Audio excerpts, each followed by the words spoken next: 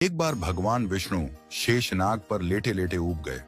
उन्होंने धरती पर सैर करने का मन बनाया। जैसे ही विष्णु जी यात्रा की तैयारी में जुटे, देवी लक्ष्मी ने उनसे पूछा, प्रभु, आप इतनी सुबह सुबह कहां चल दिए? विष्णु जी बोले, प्रिय, मैं धरती लोक पर घूमने जा रहा हूं। लक्ष्मी जी ने कहा, प्रभु, क्या मैं भी आपके साथ चल सकती हूं? विष्णु जी बोले, एक शर्त पर तुम मेरे साथ चल सकती हो। धरती पर पहुंचकर उत्तर दिशा की ओर बिल्कुल मत देखना। लक्ष्मी जी ने वचन दिया।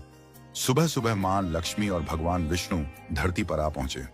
सूर्य देवता निकल ही रहे थे। चारों ओर हरियाली ही हरियाली थी। मां लक्ष्मी मंत्रमुग्ध होकर धरती को देख रही थीं और चारों ओर देखते हुए कब उत्तर दिशा की ओर देख लिया, उन्हें पता ही नहीं चला। उत्तर दिशा में उन्हें एक आकर्षक बगीचा नजर आया, जहां बहुत ही सुंदर फूल खिले थे। मां लक्ष्मी बिना कुछ सोचे समझे उस बगीचे की ओर चल दी और वहां से एक सुंदर फूल तोड़ लाई। लेकिन जैसे ही मां लक्ष्मी वापस भगवान विष्णु के पास लौटी, उन्होंने देखा कि भगवान विष्णु की आंखों में आंसू थे। विष्णु जी बोले, कभी भी किसी से बिना पूछे उसकी कोई वस्तु नहीं लेनी चाहिए। तुमने उस माली के बगीचे से बिना पूछे फूल तोड़ा, ये चोरी के समान है और तुमने अपना वादा भी भंग किया। इसलिए अब तुम्हें 3 वर्षों तक उस माली के यहाँ सेवा करनी होगी। उसके बाद मैं तुम्हें वापस बैकुंठ बुला लूंगा। मां लक्ष्मी ने सहमति दी। उन्होंने एक छोटी बच्ची का रूप धारण किया और उस बगीचे के मालिक राघव के घर पहुंची। घर क्या, एक झोपड़ी थी। राघव की पत्नी, 2 बेटे और 3 बेटियां थीं। किसी तरह उनका गुजारा चलता था।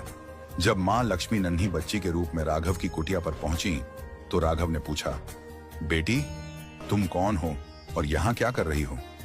लक्ष्मी जी ने कहा, मेरा नाम विभा है। मेरा इस दुनिया में कोई नहीं है। मैंने कई दिनों से कुछ नहीं खाया है। मुझे कोई काम दे दो। घर का सारा काम कर दूंगी। बस मुझे एक कोने में रहने का आसरा दे दो। राघव बोले, बेटी, मैं तो बहुत ही गरीब हूं। मेरी कमाई से घर का खर्च मुश्किल से चलता है। लेकिन अगर मेरी 3 की जगह 4 बेटियां होती तो भी मैं गुजारा कर लेता। अगर तुम मेरी बेटी बनकर जैसा रूखा सूखा हम खाते हैं उसे खा सकती हो तो आ जाओ। इस प्रकार राघव ने मां लक्ष्मी को अपनी बेटी बना लिया और वे 3 वर्ष तक वहां रही।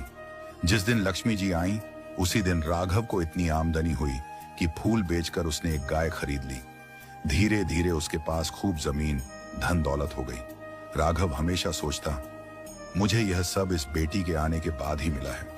एक दिन जब राघव खेत से लौटा तो उसने देखा कि उसकी बेटी के स्थान पर एक दिव्य देवी खड़ी है, आभूषणों से सजी, तेजस्वी रूप में। राघव समझ गया, यह तो स्वयं मां लक्ष्मी है। वह और उसका परिवार विस्मित रह गए। सबने मिलकर कहा, मां, हमसे अनजाने में बड़ा अपराध हो गया। आपसे घर और खेत का काम करवाया। कृपा कर हमें क्षमा करें।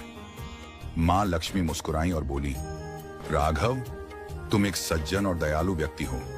तुमने मुझे अपनी पुत्री की भांति आदर दिया और अपने परिवार का हिस्सा बनाया। इसके प्रतिदान में मैं तुम्हें वरदान देती हूं कि तुम्हारे जीवन में कभी सुख संपत्ति की कमी नहीं होगी। तुम्हें सभी प्रकार के सुख प्राप्त होंगे जिनके तुम अधिकारी हो। यह कहकर मां लक्ष्मी बैकुंठ धाम को प्रस्थान कर गईं। संदेश, जो व्यक्ति निस्वार्थ भाव से सेवा और दया करता है, उस पर मां लक्ष्मी की कृपा सदा बनी रहती है। हमें हर प्राणी की सहायता करनी चाहिए और सभी को सम्मान देना चाहिए।